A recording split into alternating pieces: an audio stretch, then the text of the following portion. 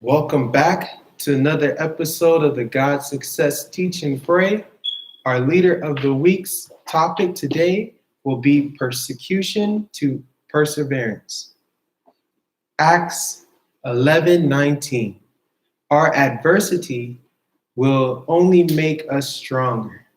As we learn these lessons, let us pull together in unity.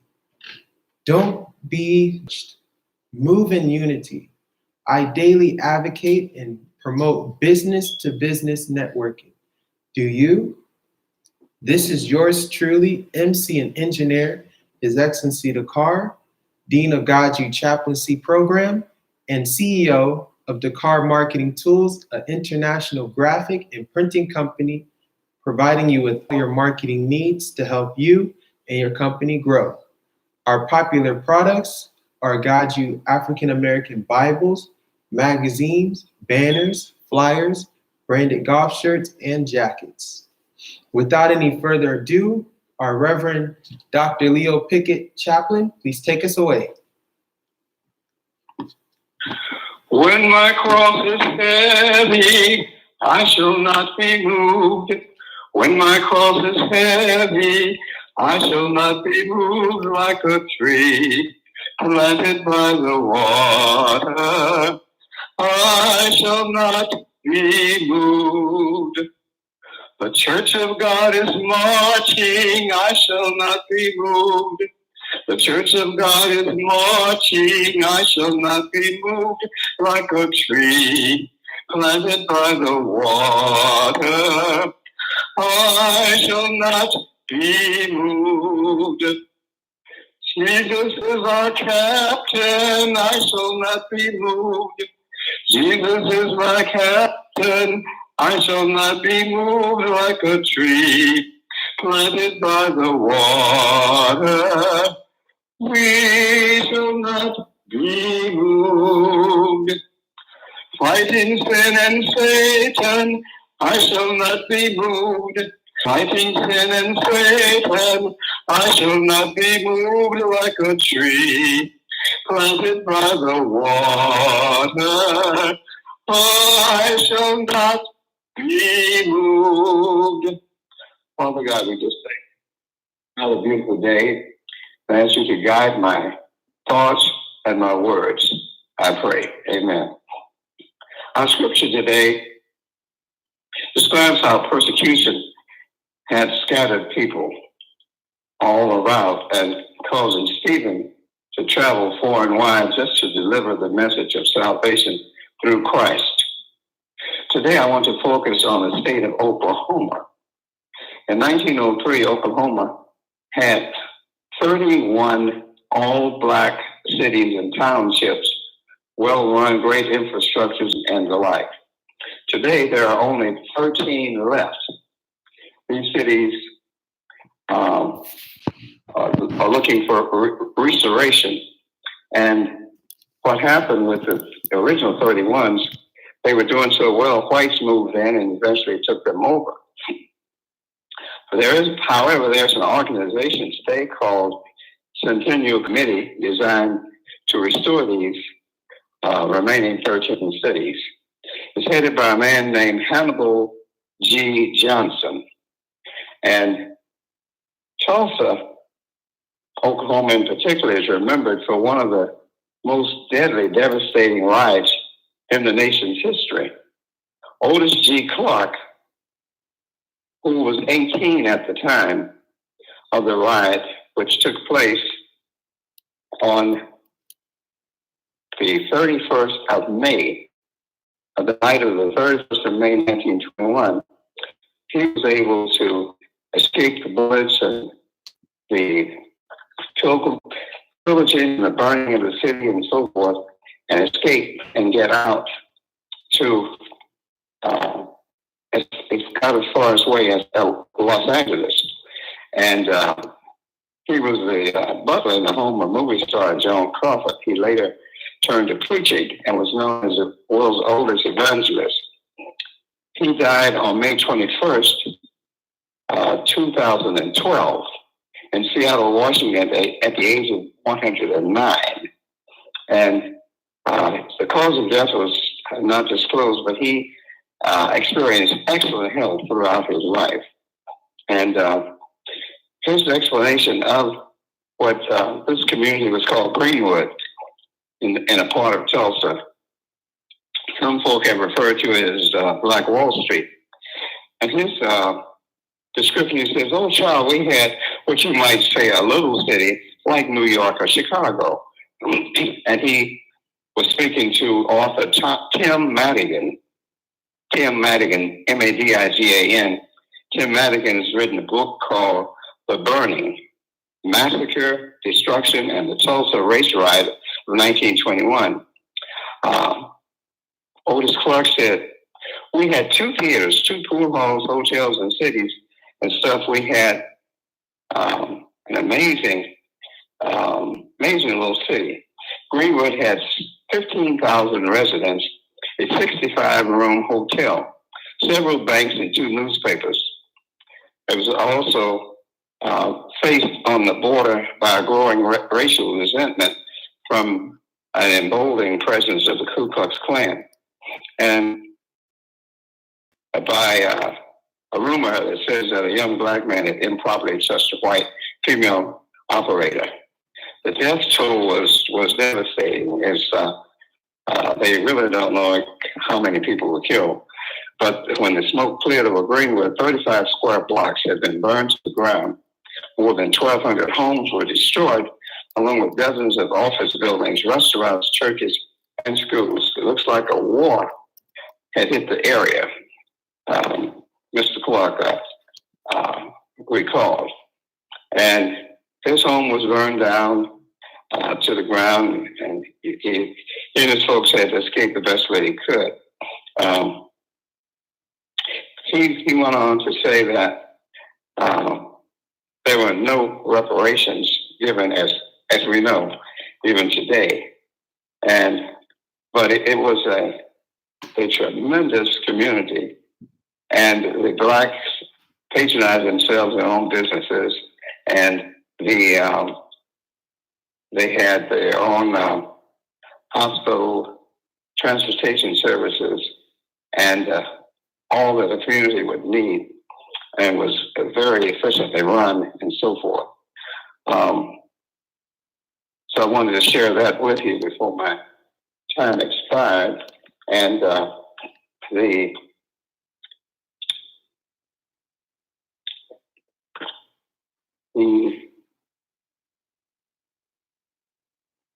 think I mentioned that he eventually became a preacher, and he made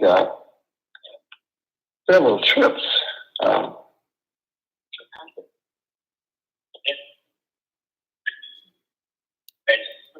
Africa, and returned a year later in 2010. He led an evangelistic mission to Jamaica, and he remained, as I said, in excellent health, and was the oldest survivor, 109 years old. And of course, the book by Jim Madigan, The Burning Massacre, you can seek that so that you can get a better idea of what went on. But it was a tremendous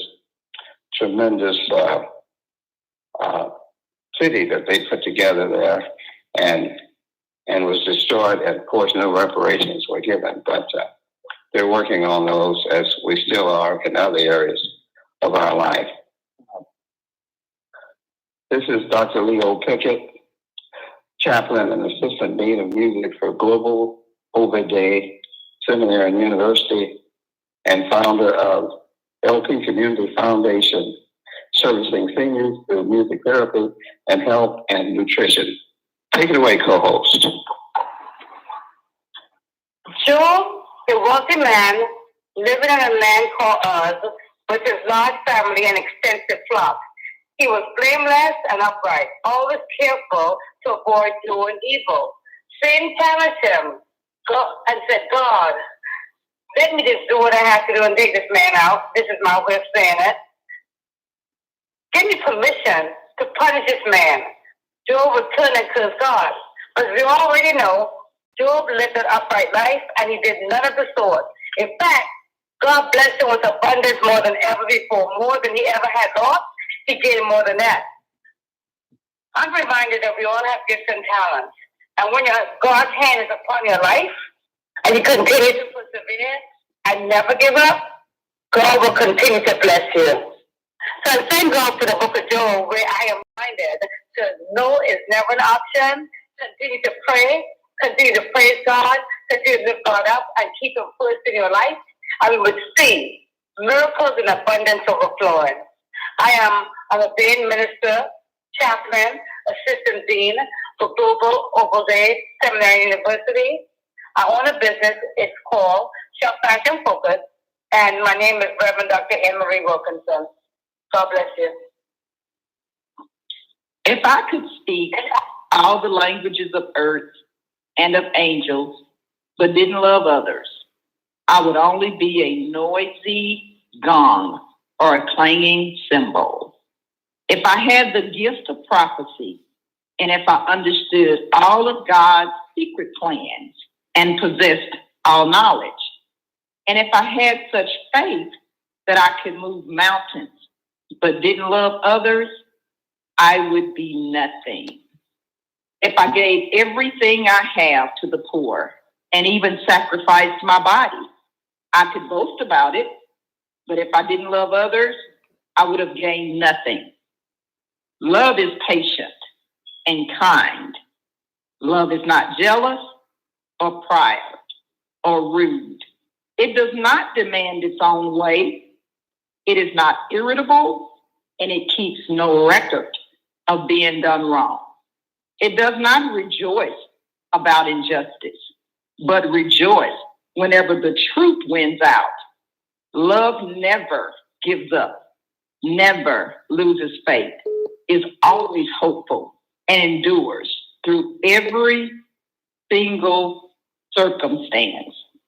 Prophecy and speaking in unknown languages and special knowledge will become useless, but love will last forever. Now, our knowledge is partial and incomplete, and even the gift of prophecy reveals only part of the whole picture. But when the time of perfection comes, these partial things will become useless. When I was a child, I spoke and I thought like a child. But when I grew up, I put away childish things. Now we see things imperfectly, like a puzzling reflection in a mirror. But when we will see everything with perfect clarity. All that I know now is partial and incomplete. But then I will know everything completely, just as God now knows me completely. 3 things that will last forever: faith will, hope will, and love will. And the greatest of these is love. I just read in the New Living Translation a piece of Paul's letter to the church at Corinth. I am Dr. Cecilia Smith, chaplain and assistant dean at Global Oved Seminary and University, as well as founder and CEO of Strong Sisters of Strength Ministries Incorporated. What the world needs more of is love. Thank you. Persecution to perseverance is what we've been talking about all week. Perseverance means more than endurance, more than simply just holding on until it's over. You see, our life is in our Father's hands. And in his hands, we are like the bow and the arrow. And God is aiming us, my brother and my sister, at something that we can't see right now. But our Lord is stretching us, is growing us, is preparing us for what's ahead. So under persecution, we will remain in his hands, yet the stretching becomes uncomfortable at times, the persecution. But at the right time, he lets us fly, and he's aiming us at the target, at the goal, at the purpose. And so our job during difficult times, certainly during persecution, is to not get out of his hands. We must trust and remain that our Father knows best and that he will not allow anything to happen to us that is going to break us. Those things that he allowed, they come to build us, to grow us, to stretch us. So, is there something in your life, my brother, my sister, for which you need to grow, you need to stretch, you need to persevere? Let me encourage you. Continue to persevere right on through it. Maintain your intimate relationship with Jesus Christ through the perseverance of faith. Let's do as Job did. Don't slay me. Yes, will I trust him? That's Job 13 and 15. I am Reverend Dr. Vicki Stokes, and I'm Assistant Dean and Chaplain here at Global Oved Seminary University, and I'm also the founder of Sister to Sister Gathering. It's a discipleship, coaching, and mentoring program for women. Thank you. Sometimes family and friends require a lot of focus and energy. We may have become depleted and feel we're unable to go another step. When we get to this point, we have to step away, get quiet with God, recharge our batteries of our mind, body, and soul so that we can push on through another day and continue to help them in the spirit of love. In life, there will be stumbling blocks. However, we can ask God for the wisdom to make them stepping stones. Never forget that we are on the winning side. Turning back, giving up, and surrendering are not an option. We will step over the stumbling blocks, push through the challenges, and go around the obstacles with God's help. We are unstoppable. John 5, verses 4 through 5 in the easy read version states that God's children are win against the world. Everyone who is called a child of God has the power to win against the world. It is our faith that has won the victory against the world. So who wins against the world? Only those who believe that Jesus is the Son of God. This is Minister Alicia Moses Armstrong, Chaplain of Global Oved Seminary and University, founder and CEO of Agape Love Treasures and Gifts, where we share faith, hope, and love. Thank you. Thank you so much, Reverend Dr. Leo Pickett, for focusing on Tulsa and 1921 race riots. And I wanted to mention another one that was not well known until the 1980s and almost was left out, and that was called Rosewood Massacre. Was an attack on a predominantly African-American town in Rosewood, Florida in 1923, about the same time as Tulsa. By a large group of whites. The town was entirely destroyed by the end of the violence. Residents were driven out permanently. The story was mostly forgotten until the 1980s when it was revived, and if I'm not mistaken, I believe it was made into a movie starring Jamie Foxx. So I wanted to share that, but I also wanted to share, pieces of what others have said. Dr. Celie Smith this morning, and also Minister Alicia Armstrong, and that is I like the concept of taking stumbling blocks and turning them into stepping stones. What a wonderful metaphor. Let us spread more love. Yesterday was probably one of the busiest days I've ever had in my life, or at least for this year, 2020. From the morning, sun up, almost sunset, it was very busy. And in the course of my day, I was running to the bank to make a deposit, and this older woman who appeared to be maybe Jewish actually asked for my help. She flagged me down because I was in the parking lot near her, and she had gone over the median, couldn't get a car off the median. She tried, I tried, and we got out, and there was another gentleman who appeared to be also Jewish, wearing a Donald Trump hat. 2020. I asked him for help, if he could help me help this lady, and we all both tried to get it off the median, could not. So I have AAA, and I've already paid for it for the year, and I said, I'll call AAA, asked if she had it, she said no. So I asked, and AAA came. I had to come back. I was actually about 10, 15 minutes away running another errand, but I came back to show my ID. The gentleman who appeared to be Muslim actually helped her get her car off in about 5 minutes. It was amazing. It was like one of these power jacks. And so at the end of all of this, I ended up, taking a picture of them. One Jewish, one Islam, and they thanked me. I thanked them. I was glad I was in a position where I could help. But the concept of putting Christianity to practice, love, just what Dr. Silly Smith mentioned earlier. Let's spread more love. Let's spread more kindness.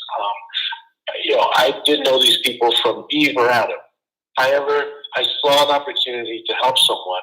It didn't cost me anything but 15 minutes out of my time, And so let's continue to practice Christianity, which is really a practice of love. And with that being said, I am Dr. Willis Eubanks, proud Vice Chancellor of Global Oved Seminary University. I'm also the CEO of Global Alliance Technical Services, where we provide financial services, empowering people to leave a legacy of financial wealth for generations to come. And also, we focus on getting folks certified in IT. So I thank you, and here's the chancellor for final comments. Thank you. Oh, what a wonderful and great call we've had this morning. I'm hearing from folks that I've known and haven't heard from in 15, 20 years that they're on this call every morning. And as Dr. Willis pointed out, we have people who will work together regardless of their religious beliefs. So when he says, practice Christianity, practice love, in that particular setting, there are people from all the various religions that were there working together. So love is something that can bring people together regardless of their religious beliefs.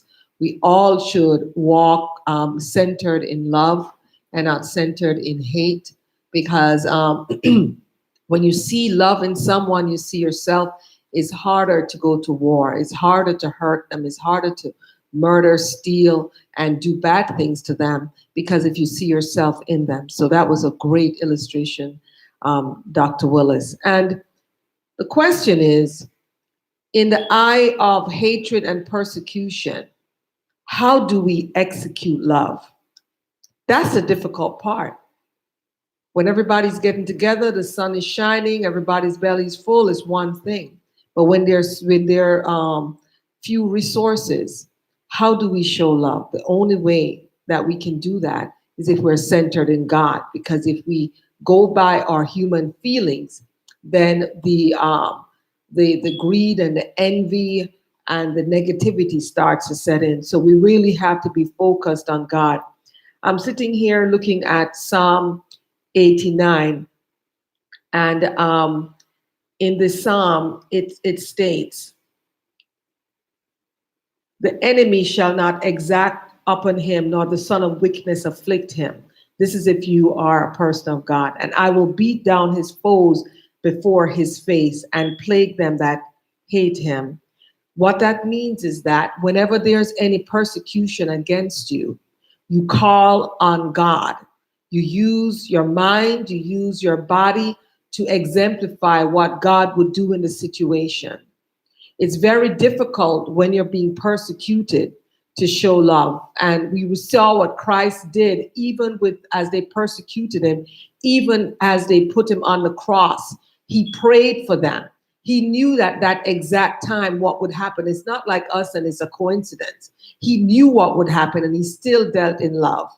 I would say this to those of us: if you know someone is persecuting you, if you know that you're in a situation and you need to move away, use wisdom. The Bible calls on us to be as gentle as a dove, but as wise as a serpent. So we need to be able to use wisdom, not put ourselves in harm's way. So if we know there's a KKK meeting, or if we know there's a rally that there's hatred for people like you, why not pray for them but stay away? let's use wisdom in everything that we do. We treat people with love, but we do not put ourselves in harm's way. That's definitely what I want to share with you today. I'm running out of time, so I will just say who I am. I am Her Excellency, the Honorable Reverend Dr. Diane Moore-Eubanks.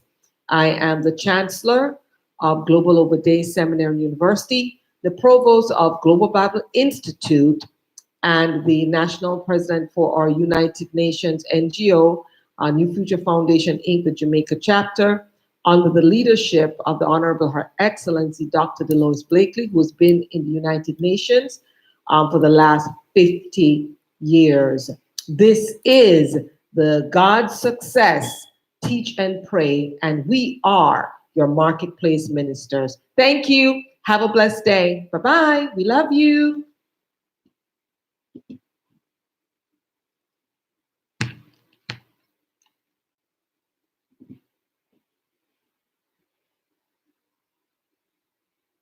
Outstanding job with the outro.